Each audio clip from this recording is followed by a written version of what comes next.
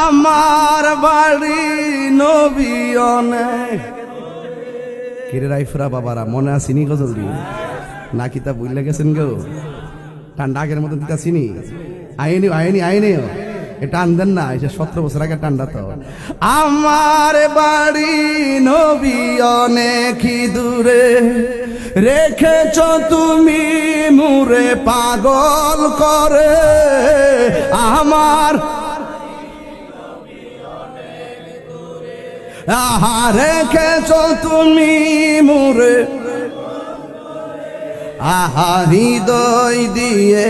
ডাকিও কাতরে জানি না কবে করব কদম বুঝি ও মায়ার নবী গো ও প্রিয় নবী গো বলেন ও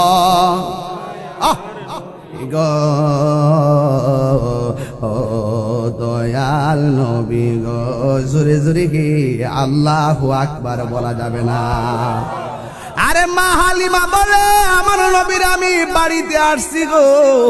আনার পরে আমার স্তন নবীর সামনে উপস্থাপন করলাম আমার নবী প্রথম দিন যে স্তনের মধ্যে মুখ লাগাইছে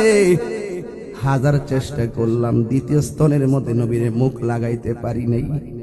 অনেক চেষ্টা করেছি ইয়া রাসূলুল্লাহ আপনি দ্বিতীয় স্তন থেকে দুধ পান করেন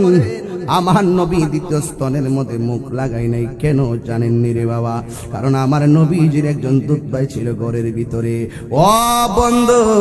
আমার নবী একটা স্তনে দুধ পান করতেন আরেকটা স্তনের মধ্যে মুখ লাগাই নাই একটাই কারণ আমি খামু আমার ভাই খাবে না এটা হতে পারে না এই জন্য প্রমাণ হয়ে যায় আমার নবীর মতন ইনসাফওয়ালা পৃথিবীর মধ্যে আর কেউ নাই